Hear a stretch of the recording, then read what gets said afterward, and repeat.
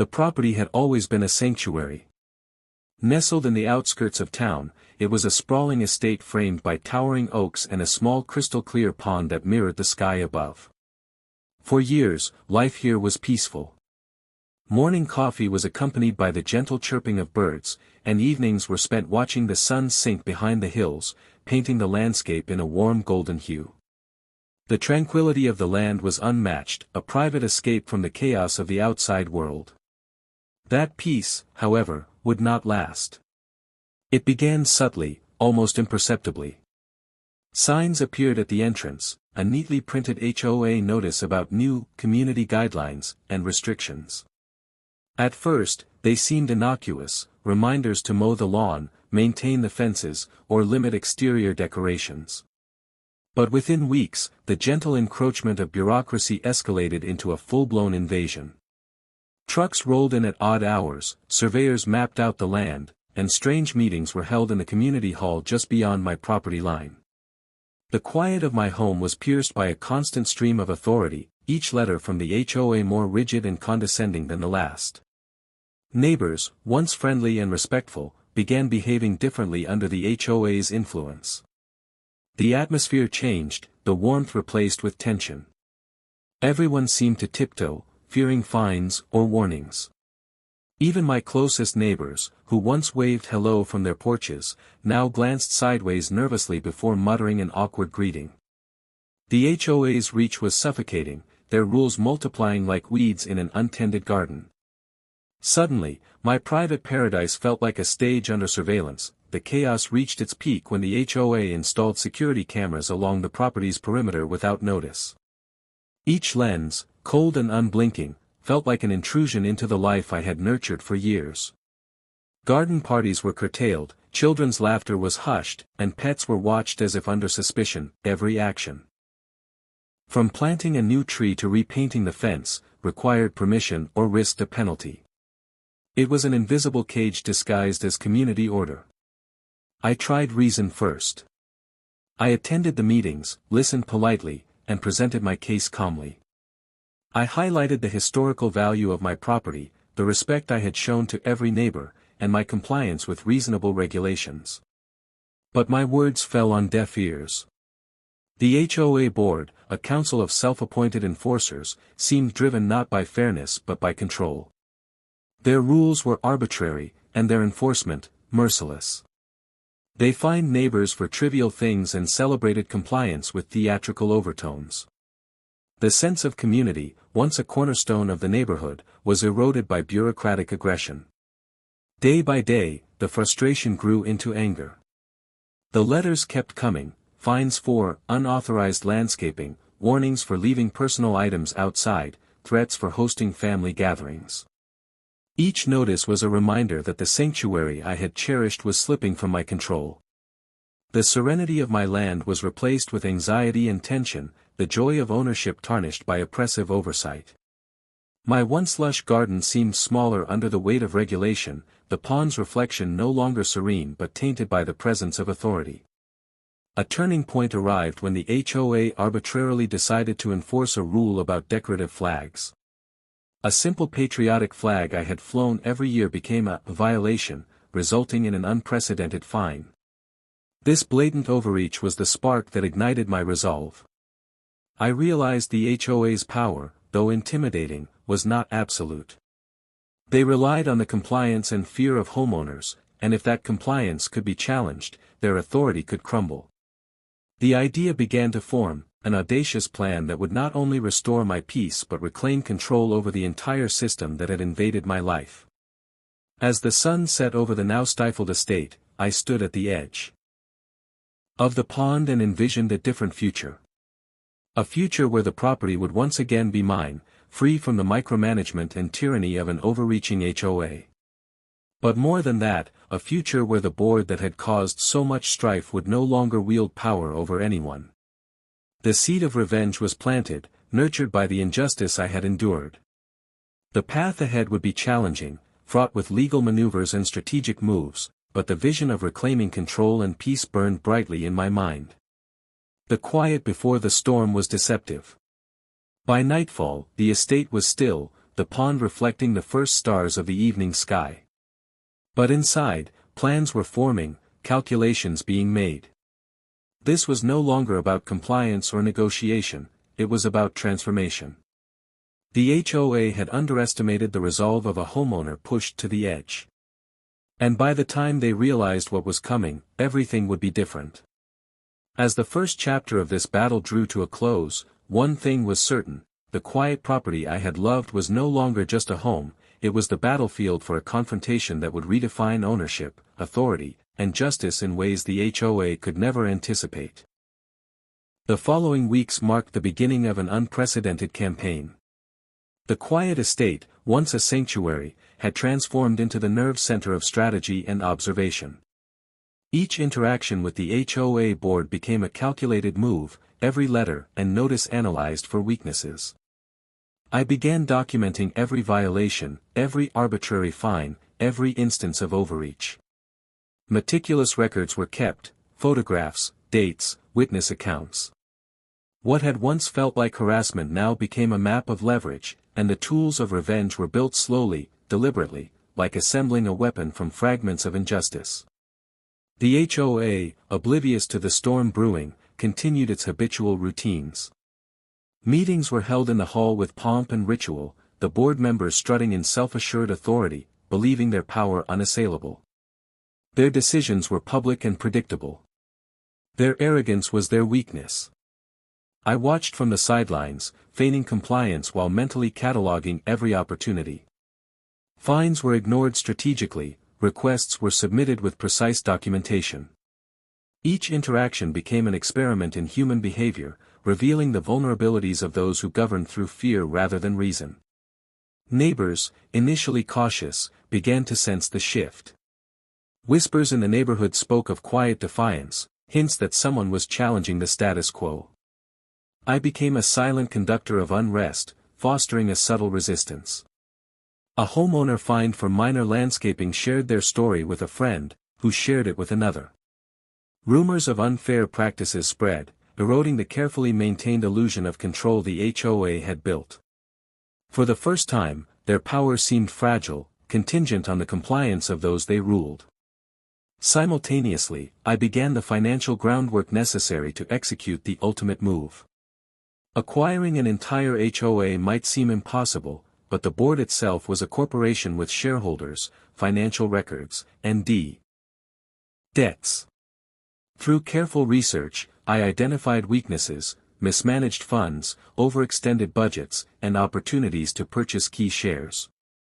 Every meeting, every public record request, every financial slip-up brought me closer to the position of influence. Patience became a weapon, and time an ally.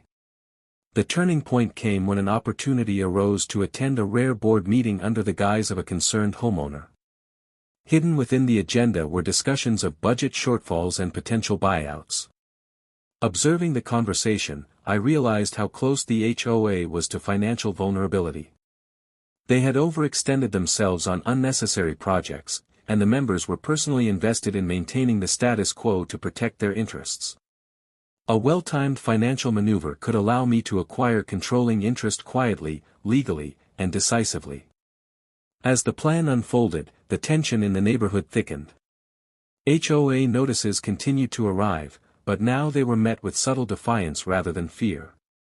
Homeowners began questioning fines, challenging restrictions, and refusing unnecessary compliance.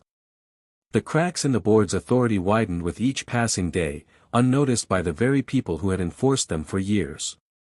From the outside, it looked like chaos; from my perspective, it was the perfect storm. Meanwhile, the personal toll of the struggle was not insignificant. The estate became a fortress of planning, every call and email carefully orchestrated. Days blurred into nights, and nights into strategy sessions. Sleep became a luxury, but the vision of reclaiming control kept determination alive. The pond, once a symbol of serenity, became a mirror reflecting the intensity of the campaign. Trees that had stood silently for decades now bore witness to a homeowner's relentless drive to reclaim justice. Then came the decisive move, acquiring controlling interest in the HOA corporation. Legal teams were engaged, offers made discreetly to individual shareholders, and contracts meticulously reviewed. What had once seemed like an insurmountable task became inevitable. Within weeks, ownership shifted quietly, almost imperceptibly, until the very body that had enforced tyranny over the neighborhood was now in my hands. The irony was almost poetic. The board that had dictated every aspect of life in the community now answered to the very person they had oppressed. The morning after the final acquisition, the estate felt different. The oppressive weight lifted, replaced by an exhilarating sense of empowerment. The neighbors, sensing the change, looked on with astonishment as the letters, the fines, and the arbitrary rules disappeared overnight. Authority had been reclaimed, not through confrontation or violence, but through careful strategy and relentless persistence. The HOA's tools of control, the cameras, the enforcement letters, the punitive fines, were neutralized. The chaos they had imposed on the property and neighborhood began to dissolve like mist in the morning sun. Yet, even with victory in sight, the work was far from over. Rebuilding the community meant more than removing oppressive rules, it meant restoring trust, respect, and fairness. Every decision from this point forward had to reinforce the principles of justice and neighborly cooperation that had been shattered. The estate was no longer just a home, it was now the center of governance, a model of what a fair HOA could be when led with integrity rather than intimidation. As the sun set over the newly liberated property, I walked the grounds and surveyed the transformation. The battle had been waged in boardrooms, courtrooms, and behind closed doors, but its effects were visible everywhere. Gardens flourished without fear of fines, the pond reflected the clear evening sky once more, and the air felt lighter, freer. The once oppressive presence of authority had been replaced by something entirely new, rightful ownership and responsible stewardship. Still, the memory of the chaos endured. The estate had been tested, the neighborhood strained, and the journey had not been easy. The final chapter loomed ahead, a chapter that would ensure the HOA's past transgressions were addressed, the board members held accountable, and a lasting legacy of justice established. The battle for control had been won, but the war for fairness and restoration was only beginning. With ownership of the HOA firmly in hand, the final chapter of this saga began, not with fanfare, but with deliberate, decisive action. The former board members, who had wielded their authority like weapons, suddenly found themselves stripped of power. Their letters and fines held no weight, their cameras were turned off or repurposed, and their carefully orchestrated meetings were now under scrutiny. The balance of power had shifted entirely, and the realization struck them slowly, painfully, as they grasped that their reign of control was over. The first step was accountability. Every arbitrary fine, every excessive penalty, every action that had terrorized homeowners was reviewed. Detailed records, meticulously gathered over months, formed the foundation of a reckoning. I contacted homeowners directly, sharing the evidence of overreach and offering avenues for restitution. Refunds were issued, apologies facilitated, and unjust policies officially nullified. The community, long suppressed by bureaucracy, began to breathe again, their collective relief almost palpable. It was a reversal that was not just legal but moral, an assertion that fairness could triumph over intimidation.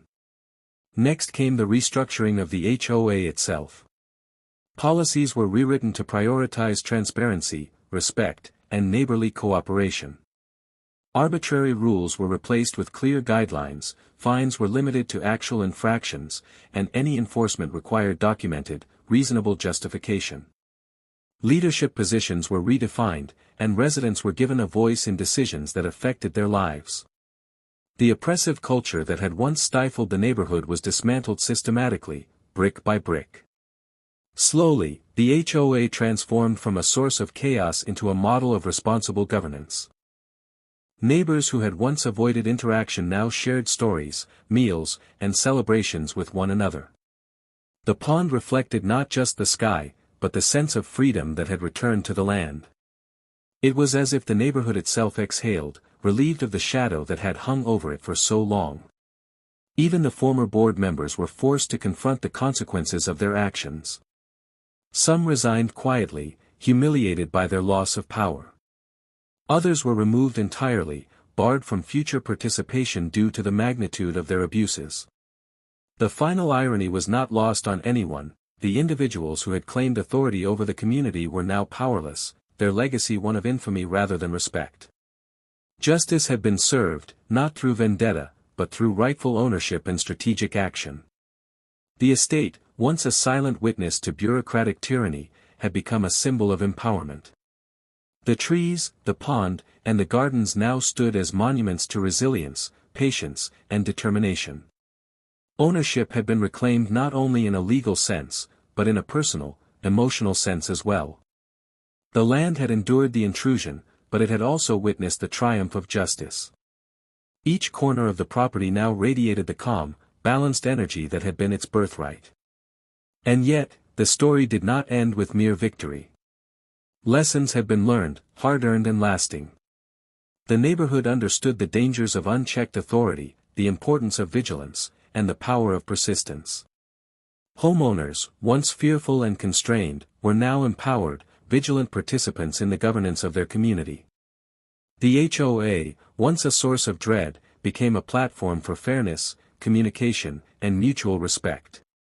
Looking back, the entire ordeal felt almost surreal. A tranquil property had been invaded, challenged, and transformed by an overreaching organization, only for its owner to reclaim not just control, but dignity, justice, and peace. What had begun as a battle against chaos had evolved into a comprehensive restoration of order and community spirit. The estate, the neighborhood, and the HOA itself had been fundamentally changed, and for the better. As the sun set on the now liberated land, the pond reflected a sky unbroken by tension or authority. The air was light, the gardens vibrant, and the neighbors genuinely content. The property had been tested and emerged stronger, a testament to what one determined individual could accomplish when armed with knowledge, strategy, and patience. The HOA, once a chaotic force, now operated as a fair and transparent system, held accountable to the very people it served. The quiet that returned was not the silence of fear, but the serenity of justice fulfilled. And in that quiet, it was clear that the property had regained its true essence, a sanctuary, a home, and a symbol of resilience. The battle had ended, the chaos had been purged, and the HOA's reign of terror was permanently dismantled. Ownership had been reclaimed, authority restored, and the community united, not by fear, but by fairness, courage, and the unwavering determination of a single homeowner who refused to be oppressed.